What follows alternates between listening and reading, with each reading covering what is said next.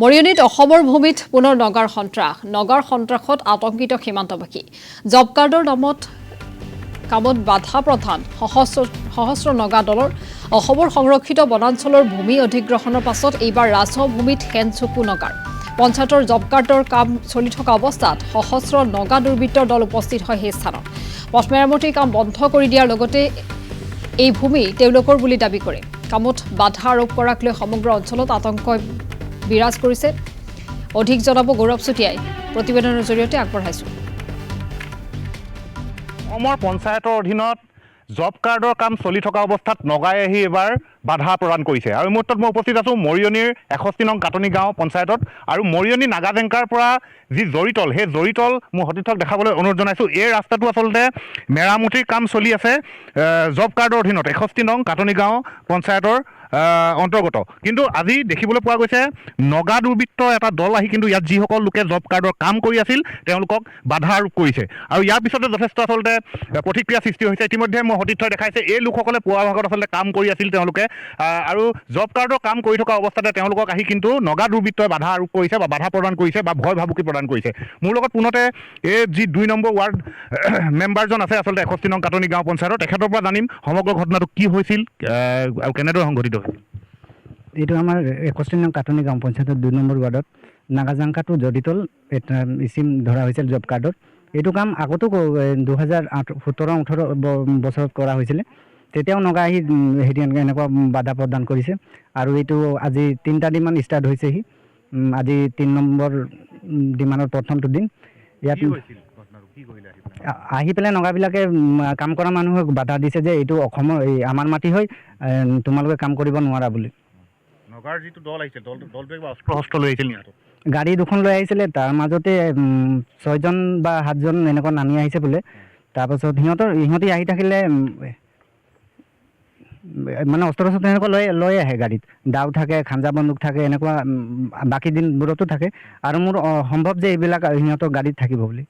হয় নিশ্চিতভাৱে এটা কথা ক'ব লাগিব আচলতে অসমৰ মৰিয়নীৰ যি আচলতে 3খনকৈ সংৰক্ষিত বনাঞ্চল ক্ৰমে দিছৈ ভেলী আৰু তিৰু হিলছ এই গোটেইকেইখন সংৰক্ষিত বনাঞ্চলৰ ইতিমধ্যে 90% নগাই দখল কৰিছে আৰু আজি আচলতে যি জেগাত নগাই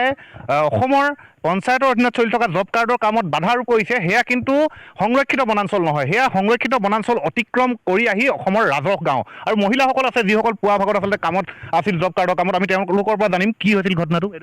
আমি বহি আছিলোঁ চাপানী খাইকৈ তো আহিলে তেওঁ নাগাকেইটা আহিলে গাড়ীৰ পৰা নামিলে অলপ কাম কৰিব নালাগে বুলি ক'লে তেওঁ বুলি কেলৈ কথাটোতো বুজিব লাগিব কেলৈ নালাগে বুলি ক'লে তো বোলে এইটো কামটো বন্ধ কৰিব লাগে বোলে চৰকাৰে কথাটো মিলি হ'লেহে হ'ব কামটো কাম কৰি আছিলে এইটো সম্পূৰ্ণৰূপে অসমৰ মাটি পঞ্চায়তৰ অধীনত এইটো আমাৰ মাটিয়ে হয়তো তো আমাৰ মাটিৰ কাৰণে আমি কাম কৰিছোঁ বুলি ক'লি নহ'ব কামটো বন্ধ কৰিব লাগিব বোলে কি ক'ব নিজৰ জেগাতে আচলতে কাম কৰাত বাধা আৰোপ কৰিছে এতিয়া নগাই আমি কাম কৰিম বুলি ভাবিছোঁ আৰু এতিয়াও কৰিমেই আমি কাম কৰিমেই আমাৰ এইটো আগৰ পৰা এইটো ৰাস্তা বনাইছিলে আচলতে আগতেও দেখা গৈছে এই অঞ্চলত যথেষ্ট নগাই এইদৰে উপদ্ৰৱ কৰে বিভিন্ন সময়ত গৰু লৈ যায় পশুধন লৈ যায় বা বিভিন্ন সময়ত এইদৰে গছ পুলি কাটে কিন্তু তথাপিতো প্ৰশাসনৰ ফালৰ পৰা আপোনালোকে কিবা সহায় পায়নে নাপাওঁ এতিয়া আপোনালোকে কাম কৰি থাকোঁতে পুৱাৰ ভাগত এইদৰে নগাই আহি পেলাই ভয় ভাবুকি প্ৰদান কৰিছে কি ক'ব এতিয়া চৰকাৰক কি আহ্বান জনাব আমাক কিবা ব্যৱস্থা দিব লাগে হেৰি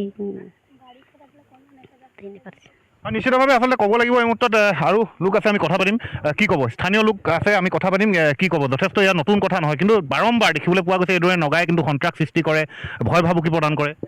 আচলতে মই ভাবোঁ যে অসম চৰকাৰৰ দুখ আছে ইয়াত বুলি ভাবোঁ মই কাৰণ অসম চৰকাৰক বাৰে বাৰে জনোৱা হৈছে আৰু আমাৰ স্থানীয় বিধায়ক ৰূপজ্যোতি কুৰ্মী ডাঙৰীয়াইও এই বিষয়টো লৈ বহুত ধৰণৰ ধৰ্ণা কাৰ্যসূচী ল'লে আৰু অসমীয়া নগাৰ মাজত যি সংঘৰ্ষ এই বিষয়টোক লৈ বহুত দিন মাতি গৈছিলে কিন্তু এতিয়া যি আমাৰ স্থানীয় বিধায়ক মহোদয়ে বিজেপিত জইন কৰাৰ লগে লগে সেই সমস্যাবোৰ আজিকালি নাইকিয়া হৈছে আৰু যিকেইটা স্থানীয় মানুহ আজি জব কাৰ্ড কাম কৰিবলৈ অহা মানুহক নগাই ভাবুকি দিছে ইয়াৰ চলিউশ্যন এটা লাগে বা নগাৰ সীমা এটা বান্ধি দিয়ক যাতে নগা এইটো চাইডে থাকক আমাৰ স্থানীয় অসমীয়া মানুহ যি সীমা হয় এই সীমাটো বান্ধি দিলে আমি সুখী হ'ম আৰু বাৰে বাৰে নগাৰ লগত আমি লাগিবলৈ অলপ অসুবিধা হয় কাৰণ সিহঁতৰ হাতত মাৰণাস্ত্ৰ থাকে বা কিবা কিবি থাকে সেই সমস্যাটো লৈ আমি ভয় খাওঁ যে মাৰণাস্ত্ৰ লৈ ৰাতি আন্ধাৰে আমাক কিবা আঘাত কৰিব পাৰে নেকি সেই বুলি আমি ভয় কৰোঁ অন্যথা আমি নগাৰ লগত যুঁজিবলৈ সাজু আছোঁ। কিন্তু তাৰ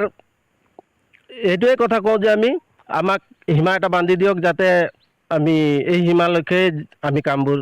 চলাই যাব পাৰোঁ। কি ক'ব, বাৰম্বাৰ কিন্তু নগাই এইদৰে আহি পেলাই অত্যাচাৰ কৰে অসমীয়া লোকৰ ওপৰত, আৰু আজি পঞ্চায়তৰ অধীনত চলি থকা কাম কিন্তু বাধা আৰোপ কৰিছে তাত। এইটো ইহঁতি মানে আমাৰ অসম চৰকাৰৰ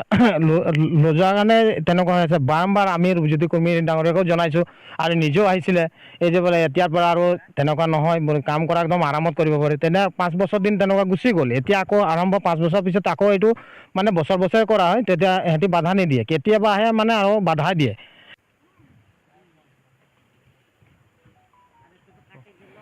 আমাৰ যেতিয়া ডিমাণ্ডটো প্ৰথমে দিয়া হৈছিলে তেতিয়া সিহঁতি নগাঁৱত ইয়াত 4বাৰ 5বাৰ মান আপডাউন 2 সপ্তাহ গুচি গ'ল। 2 সপ্তাহৰ পিছত কোনো একো নকলে,